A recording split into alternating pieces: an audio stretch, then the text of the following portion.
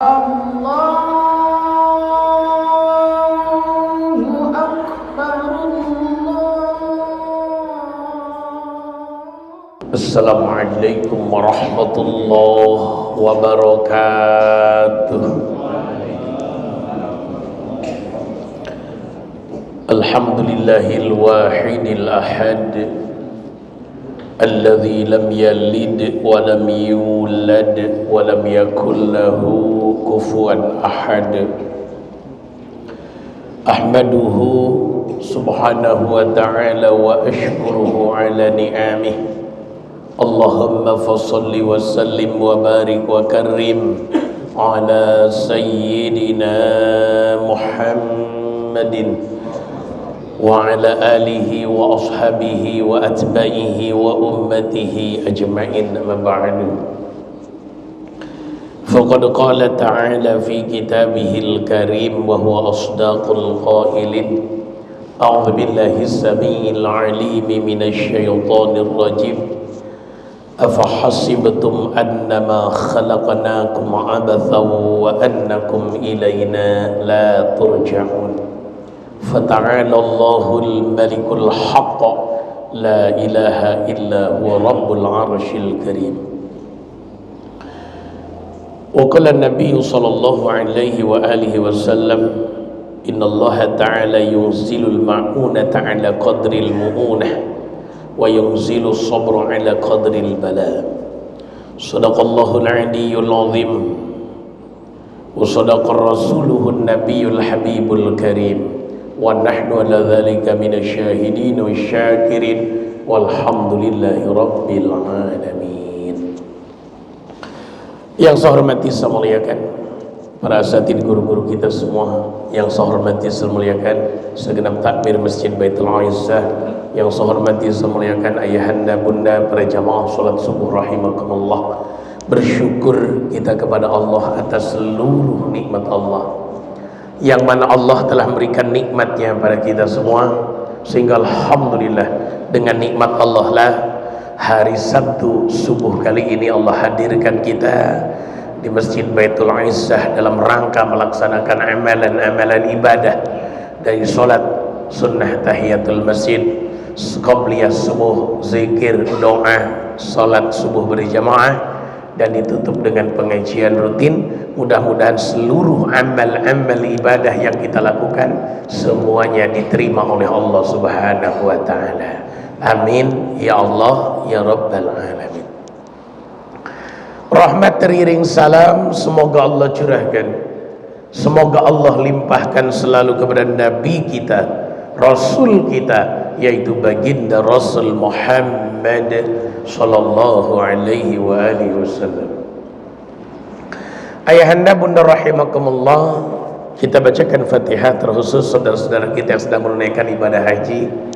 Begitu gencar berita miringnya visa ziarah itu ya, kita doakan saudara-saudara kita yang menunaikan ibadah haji, apakah pakai visa biasa, visa haji biasa, atau pakai visa ziarah atau visa-visa yang lain, mudah-mudahan dijadikan oleh Allah hajinya haji mabrurah, dijaga oleh Allah, disempurnakan ibadahnya, dan mudah-mudahan bisa kembali lagi ke tanah air dalam kondisi sehat walafiat, dengan seluruh dosa-dosanya diampunkan sama Allah, dan mudah-mudahan seluruh amalan ibadahnya diterima sama Allah, dan apa yang dikeluarkan diganti oleh Allah Subhanahu wa ta'ala.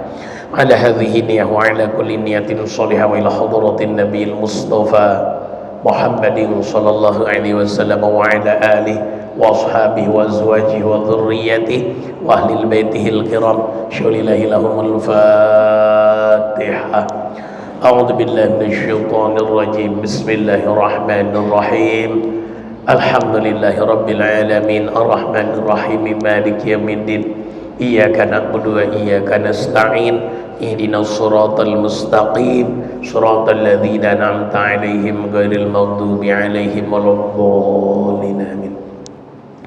Ayahanda bunda rahimakumullah, sebelum masuk ke kitab Mukhtarul Hadis, kita ingatkan dulu beberapa amalan di bulan Zulhijjah walaupun pasti udah disampaikan, hanya mengingatkan saja.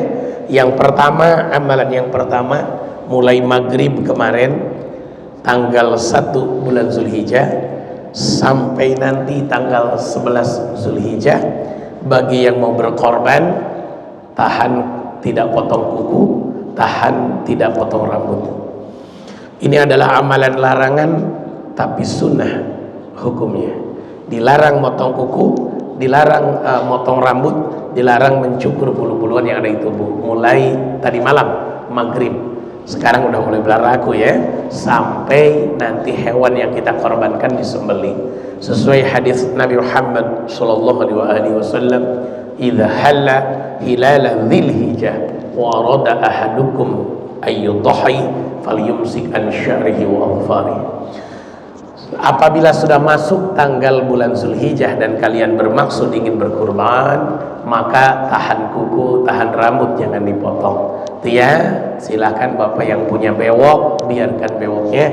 Yang punya kumis, biarkan kumisnya. Yang punya jenggot, biarkan jenggotnya. Ya, yang kukunya biasa pendek, untuk sementara waktu dipanjangkan.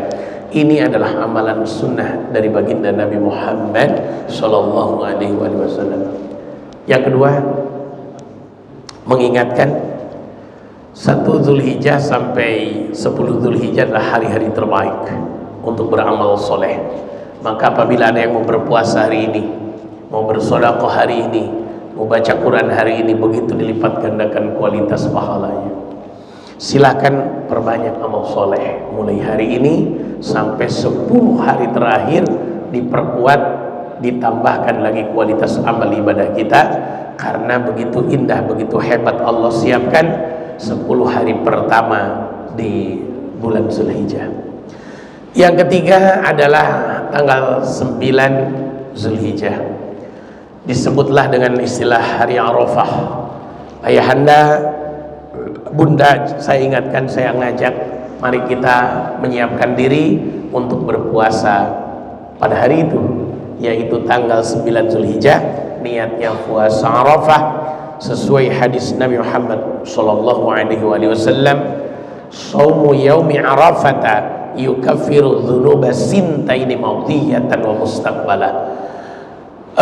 Puasa hari Arafah tanggal 9 Zulhijjah itu menghapus dosa-dosa kita, dosa 2 tahun, 1 dosa tahun kemarin, yang kedua dosa-dosa di tahun yang akan datang.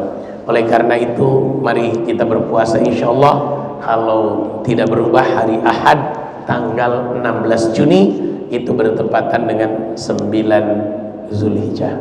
Mari kita berpuasa, ajak anak-anak kita, ajak istri-istri kita untuk berpuasa. Jangan sampai tidak berpuasa.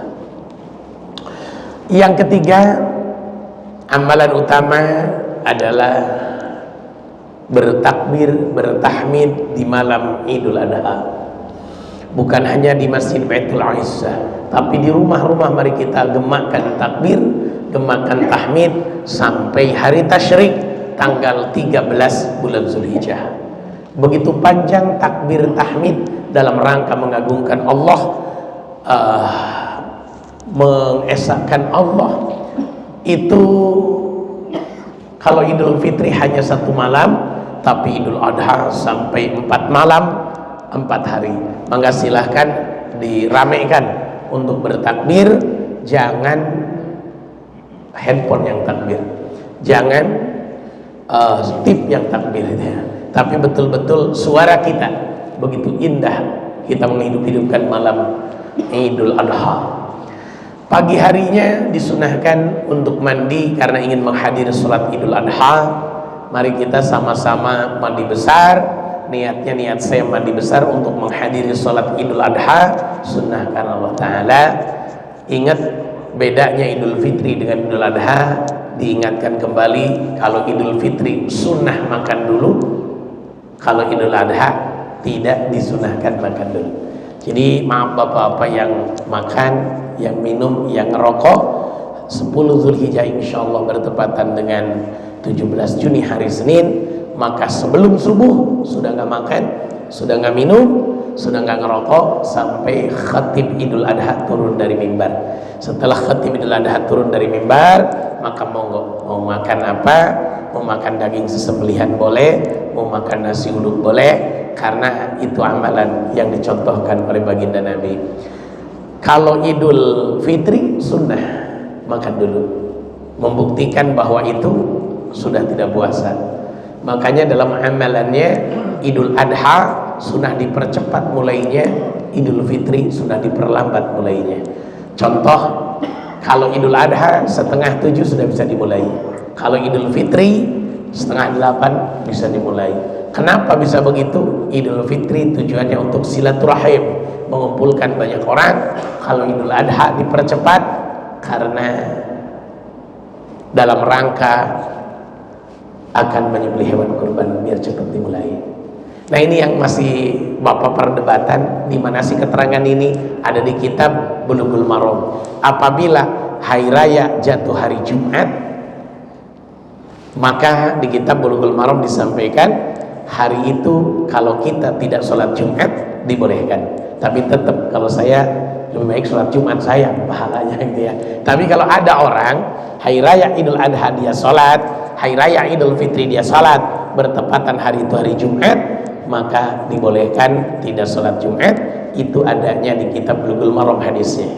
Hadisnya Bapak cari di bab sholat Jumat, khusus bab sholat Jumat ada itu. Tuh ya, ada hadis itu. Kitabnya kitab Bulughul Maram. Saya lupa urutan hadisnya, kalau nggak salah ke 400-an, urutan hadis 400 sekian. Dicari aja Pak di kitab Bulughul Maram. Dulu sempat ada sebuah masjid,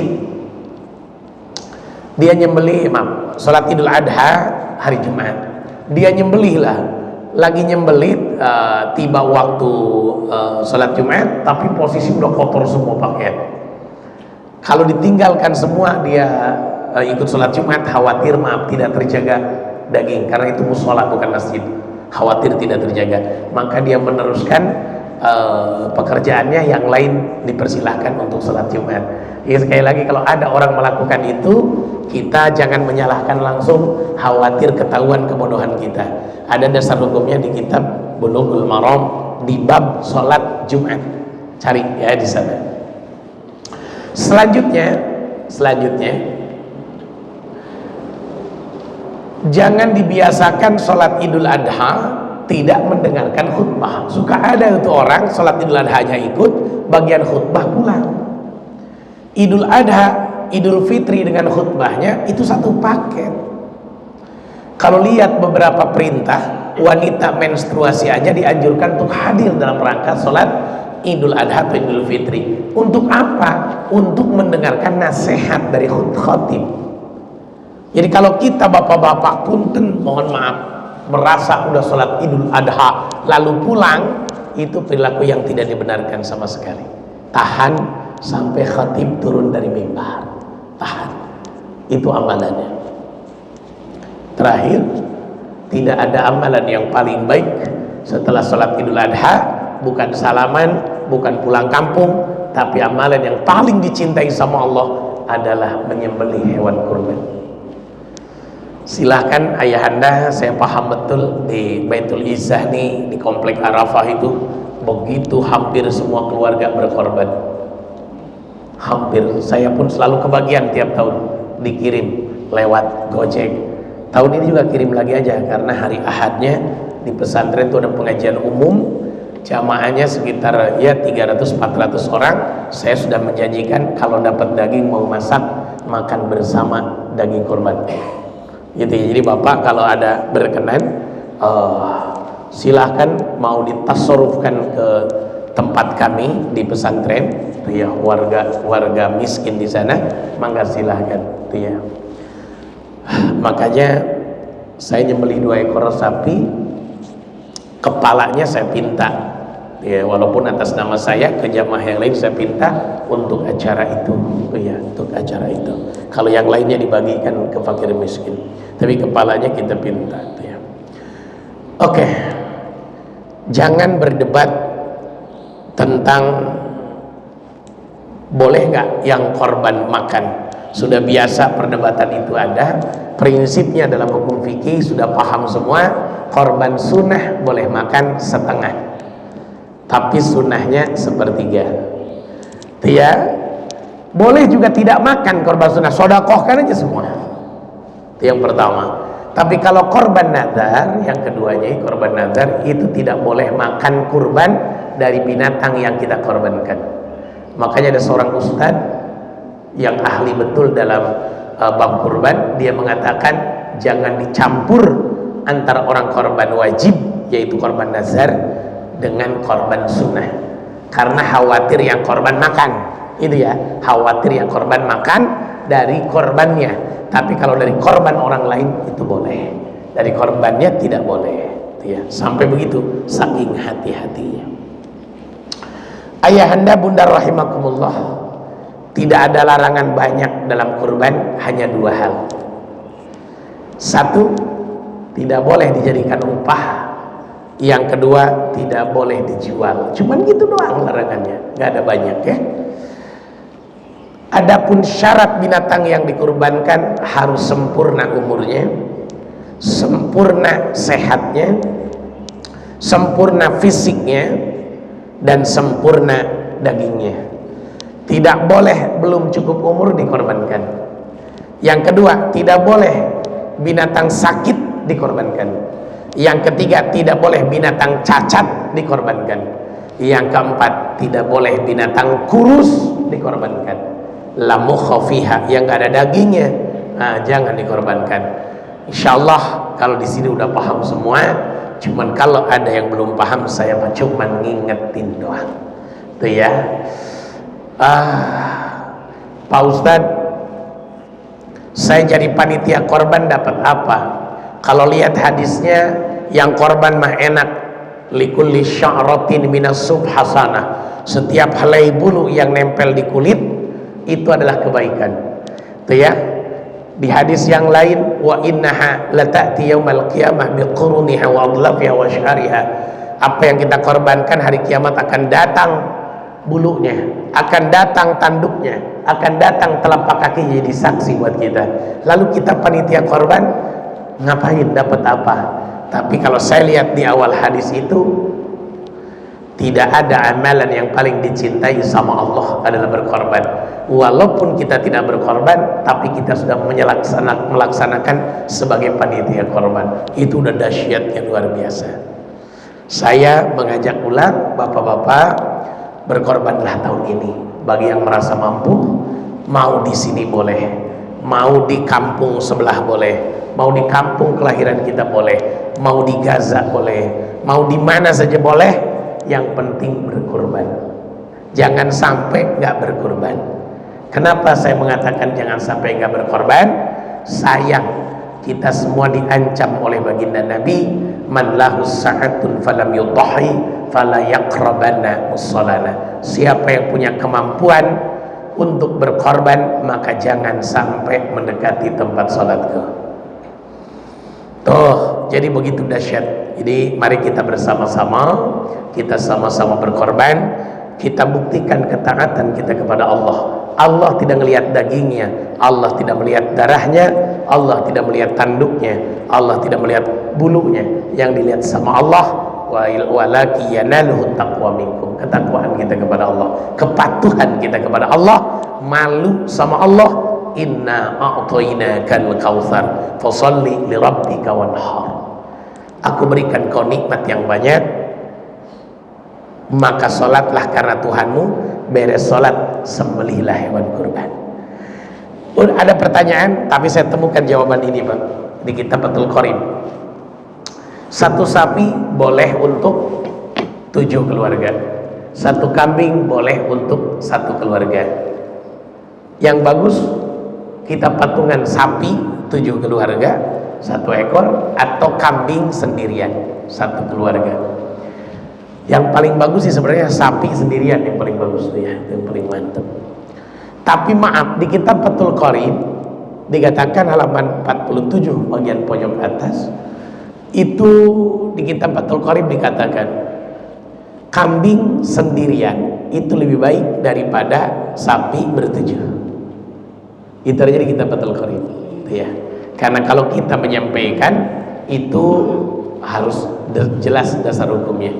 Cuman masalahnya banyak orang yang tidak doyan kambing, akhirnya korbannya sapi karena pengen makan bagian sepertiganya. Maka monggo silahkan, gak usah diperdebatkan. Cuman kalau ditanya keutamaan, adanya di kitab Fathul Qarib, ada di halaman 47, kambing sendirian lebih utama, gitu ya, kalau ditanya tentang itu. Bapak Ibu yang saya muliakan, saya punya uang 4 juta tapi punya hutang 3,5 juta. Mendingan korban apa mendingan bayar hutang? Jelas mendingan bayar hutang, karena bayar hutang itu wajib, korban itu sunnah. Apalagi hutangnya jatuh tempo, maka lebih baik bayar hutang. Ustadz, bayar hutang temponya 2025, sekarang korban 2004, ada uangnya, korban aja dulu karena belum jatuh tempo. Silahkan dibayar, dikorbankan dulu itu ya, karena belum waktunya bayar, maka boleh korban dulu itu ya. Yang nerima daging korban boleh nggak jual? Yang nerima kulit boleh nggak dia jual? Yang nerima, bukan yang korban, bukan panitia. Kalau korban panitia jelas nggak boleh. Yang nerima boleh nggak dijual?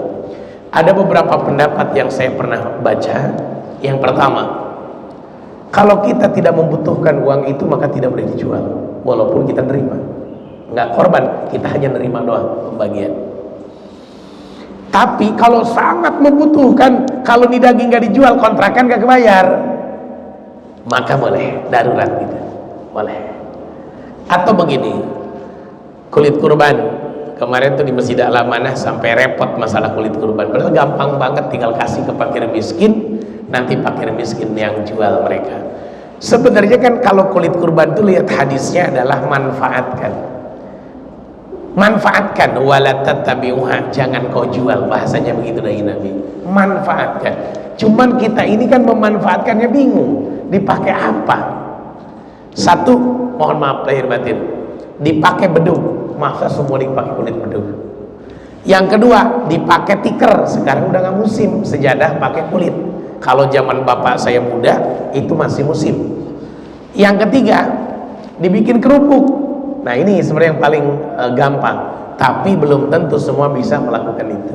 Maka silahkan, kalau saran saya, sodakohkan ke fakir miskin, lalu mereka dikumpulkan, lalu diberikan kulit-kulit itu, lalu mereka, kalau mereka jual silahkan, itu urusan mereka. Karena sulit menggunakan, memanfaatkan, jangan sampai mubazir, maka dapat pahala sedekahnya.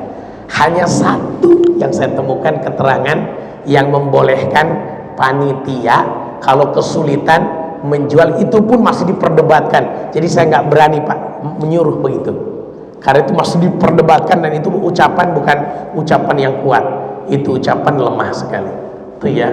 Maka kalau ada yang melakukan itu lebih baik ditinggalkan, berikan aja ke fakir miskin, nanti biar fakir miskin yang jual. Emang ada Ustadz yang mau, demi Allah, demi Rasulullah, saya tiap tahun berkorban di pesantren titipan para jamaah, itu kulitnya saya sodakohkan ke fakir miskin. Nunggu betul mereka, nunggu betul. Buat apa? Buat dijual Pak, buat dijual. Kenapa? Betul-betul mereka butuh, betul-betul mereka butuh. Karena kita kesulitan, maka tiap tahun pasti kasih kulit dan jeroan, itu pasti dikasih, silahkan dibawa itu ya. Tapi dagingnya baru kita antar, begitu. Jadi dahsyat luar biasa, korban ini dimakan dan disedekahkan. Prinsip soda korban, makan, sedekahkan. Kalau dikasih ke tetangga sebagai hadiah, pahalanya nggak begitu besar, tapi kalau disedekahkan, pahalanya begitu luar biasa. Makanya kismatul mustahabah, pembagian yang disunahkan dalam kitab Minhajul Muslim, sepertiga buat yang korban, sepertiga buat fakir miskin, sepertiga buat tetangga yang korban, adiknya, pembantunya, satpamnya, lingkungannya. Mungkin walaupun non muslim bisa mendapatkan itu dari bagian tetangga, bagian tetangga itu bisa diberikan itu ya. Bapak saya pancing ini masalah biar rame, maksud saya biar bapak-bapak memberikan saran, pendapat, menambahkan apa yang saya sampaikan. Yang terakhir, halal dan tidaknya korban ketika disembelih. Banyak orang asal mati, banyak orang menyembelih 2 kali. Hati-hati betul dalam menyembelih. Yang ketiga, berniatlah seperti niatnya baginda Nabi ketika menyembelih. Allahumma inna hadza minka walaka fataqabbal hadza minni wa min ahli qurbanan lillahi ta'ala. Jadi ketika nyembelih, niatlah untuk diri kita dan keluarga kita. Tapi bagi yang patungan, silakan yang nyembelih menyebutkan. Usahakan jangan panitia yang menyebutkan, tapi yang nyembelih, biar niatnya sempurna. Itu ya, pengalaman saya ketika nyembelih, taruh di atas perut sapi, di dekat keteknya sapi, itu ya, ketika sudah roboh, maka kita niatnya panjang. Bapak yang menyembelih, kenapa ada sesembelihan bau, ada sesembelihan dagingnya tidak bau? Ada beberapa hal yang harus saya sampaikan. Jangan menyiksa sapi. Bahasa Nabi, fatibu biha nafsan, baguskanlah kalian ketika melepas nafasnya. Jadi kalau kita nyembelih sapi, Pak, setelah sapi ngegeletak, tolong ikutin aliran nafas dari perut ke dada, dada naik ke leher, kerasa dia naiknya. Jadi ketika narik nafas ke dalam, jangan pernah disembelih. Tapi ketika nafas ke mulut ngebuang, ke hidung ngebuang, sembelihlah di situ. Kenapa? Karena kalau dia pas narik ke dalam, maka akan bau dagingnya. Karena posisi dia sedang tidak nyaman. Narik nafas langsung dimatikan. Makanya kalau saya nyembelih pasti agak lama sedikit, kurang lebih 1 menit atau 2 menit saya ngusap dulu, ngikutin alur nafas dia. Setelah yakin nafas baru saya potong. Itu ya, dengan singkat ya, dengan 1 kali tebasan. Tujuannya cuma 1, Pak, karena perintah Nabi, fatibu biha nafsan, maka potonglah dengan sebaik-baiknya melepas nafasnya. Itu ya, jangan dibiasakan sapi, kambing baru disembelih masih goyang-goyang kepalanya dipotong. Jangan. Memang maaf, kambing sebelum dikulitin kepalanya dipotong itu akan sangat baik buat dagingnya. Sekali lagi, sangat baik buat dagingnya. Tapi nunggu sampai mati, betul-betul mati, tidak ada panas di perutnya, sudah tidak ada gerakan di tubuhnya. Pegang perutnya, Pak. Kalau masih panas, berarti masih ngelepas rohnya. Nah, itu yang penting, Pak. Makanya ada panitia bagian ngawasin penyembelihan, ada panitia bagian pencacahan, ada wanita perempuan yang bagian menimbang, ada wanita yang bagian melastikin. Itu biasanya ibu-ibu ikut-ikutan agar mempercepat proses. Nah, ini mohon maaf lahir batin, silahkan dibagi. Kalau bahasa Ustadz tadi, mandor mah udah terlalu banyak. Bener emang, terkadang mandornya banyak, yang komennya banyak, tapi kerjanya mah enggak. Sabar, karena semua manusia punya sifat beda-beda. Ada yang hobinya komentar, ada yang hobinya bekerja, ada yang hobinya menikmati. Itu kita maklum bersama. Baik, ada tambahan Ustaz Dani? Ustaz Dani, silahkan. Mangga. Ada lagi Bapak? Ada usulan atau ada pertanyaan? Itu ya.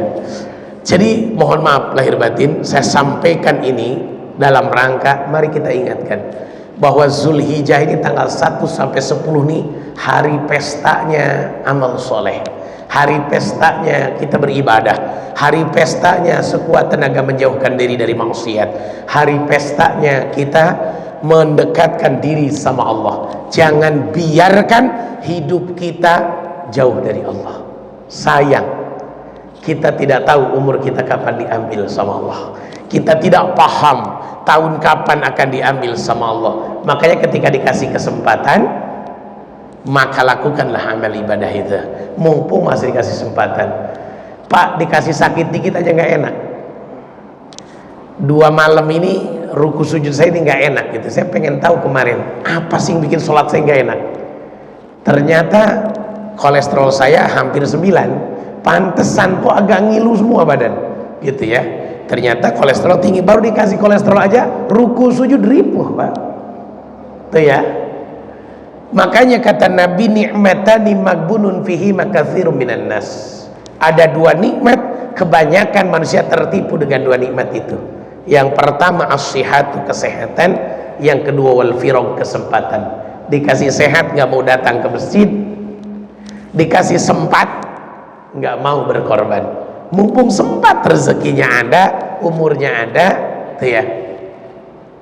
Malam tuh di Pabuaran Residen di Cimone ada yang bertanya, Ustaz, saya mau korban, tapi karena kita udah semua, keluarga udah semua, boleh nggak korban tahun ini? Saya beli sapi buat adik-adik saya. Bapak Ibu yang saya muliakan, kalau lihat perintahnya, korban itu bagi orang yang mampu. Maka ketika disebut nama kepala keluarga, keluarganya insya Allah kebagian pahalanya. Jadi nggak usah gantian. Tahun ini Muhyiddin, tahun besok istrinya Muhyiddin, tahun besok anaknya Muhyiddin. Nggak perlu sebenarnya. Ketika disebut kepala keluarga itu sebenarnya udah ketercover semua. Makanya kalau kita kebiasaan dari keluarga Bapak Haji Didi, dari Pak Haji Didi dan keluarganya, dari Pak Haji Bambang dan keluarganya, dalam rangka hanya niat saja bahwasanya korban itu jangan suka ngatur pahalanya, tapi kewajiban tiap rumah satu kurban. Itu kalau lihat di kitab Minhajul Muslim, satu rumah muslim satu ekor. Kalau kambing ya, kalau kambing satu keluarga muslim satu ekor. Ustadz boleh gak satu keluarga 3 ekor? Ya boleh saja, gak ada masalah. Nah ini beberapa hal yang berhubungan dengan Hari Raya Idul Adha. Karena mohon maaf lahir batin, kita kebetulan hari ini 1 Zulhijjah, begitu mulia, begitu berkah, begitu luar biasa. Allah kasih kesempatan kita masih hidup di awal bulan Zulhijjah ini. Malah kalau lihat di kitab Durratun Nasihin, walaupun banyak ulama mengatakan kitab Durratun Nasihin itu hadisnya dhaif, tuh ya, tapi sebagai pemicu penyemangat ibadah saja, siapa yang puasa pada tanggal 1 Zulhijjah maka Allah ampunkan dosa-dosanya, gitu ya, sampai begitu. Tapi sekali lagi banyak ulama mengatakan kitab Durratun Nasihin hadisnya dhaif, tapi di pesantren dikaji kitab ini, ada kajiannya di pesantren, tuh ya. Makanya mohon maaf lahir batin, Pak, yuk mal ibadah karena Allah saja.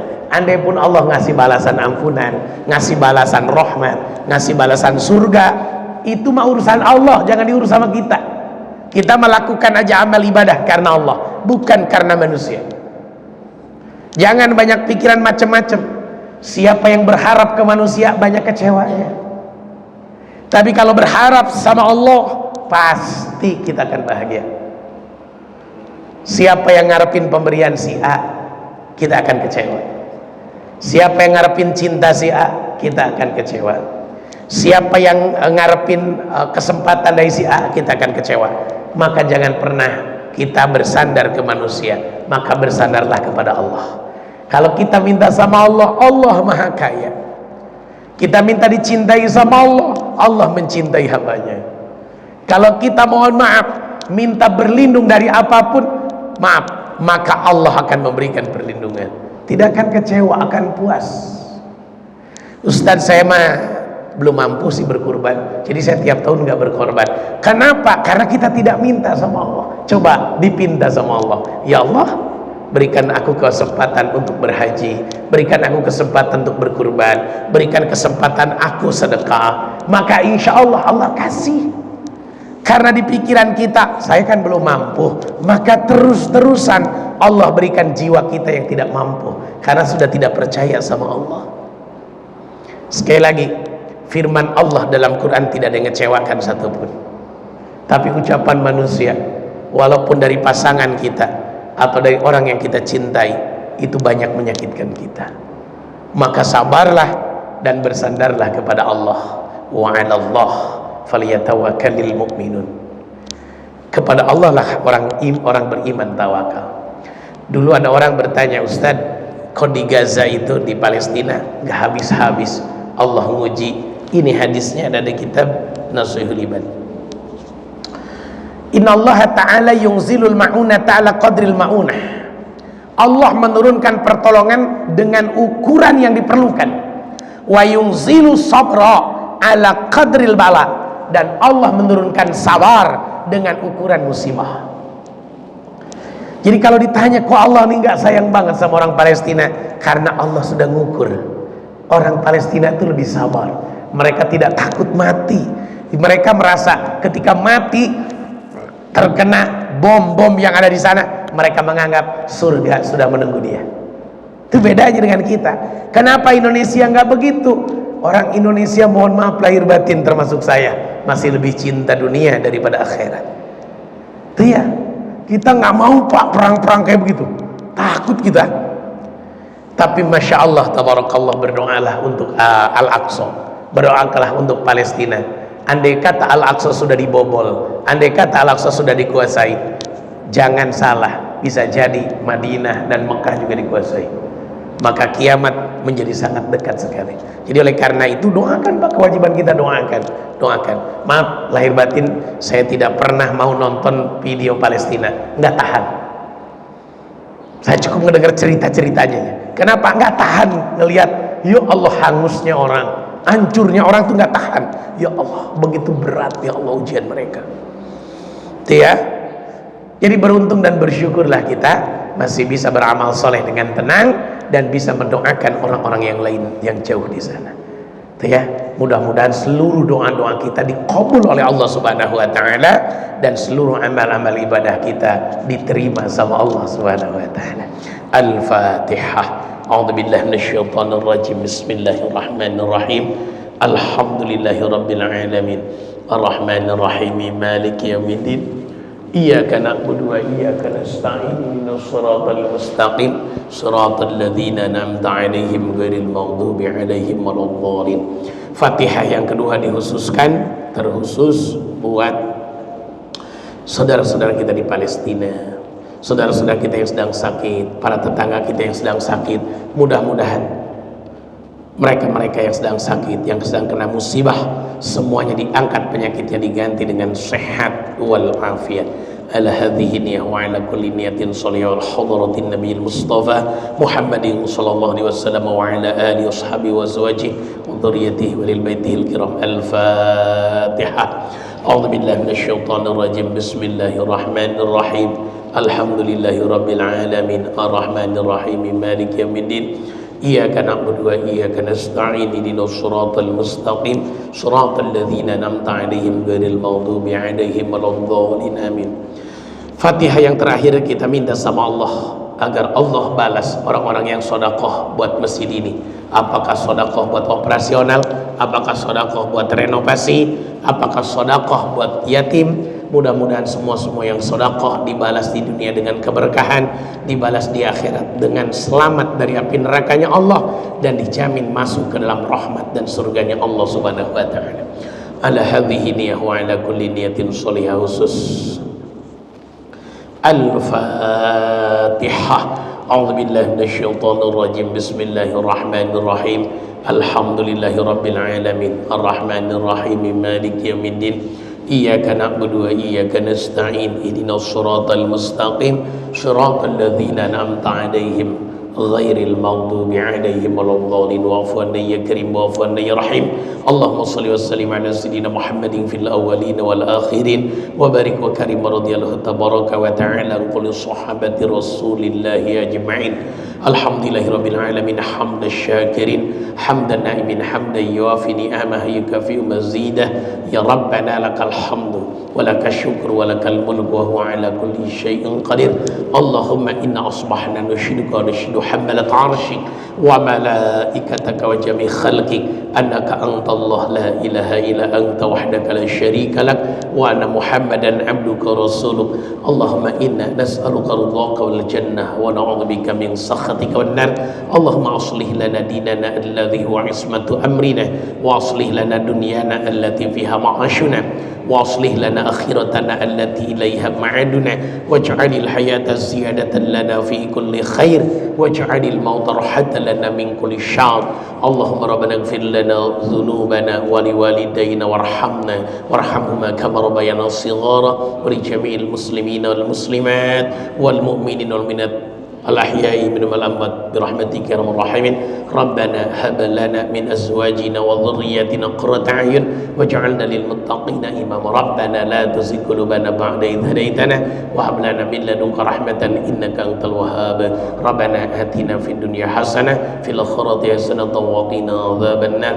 لا إله إلا أنت سبحانك إني كنت من الظالمين. سبحان ربك رب العزة عما يصفون والسلام على المرسلين والحمد لله رب العالمين. Alhamdulillah, waktu suruh telah tiba. Itu yang bisa saya sampaikan. Maafkan bila ada ucapan yang tidak berkenan. Subhanakallahumma wa bihamdika asyhadu an la ilaha illa anta nastaghfiruka wa natubu ilaik. Billahi taufiq wal hidayah wal afu minkum. Assalamualaikum warahmatullahi wabarakatuh. Allah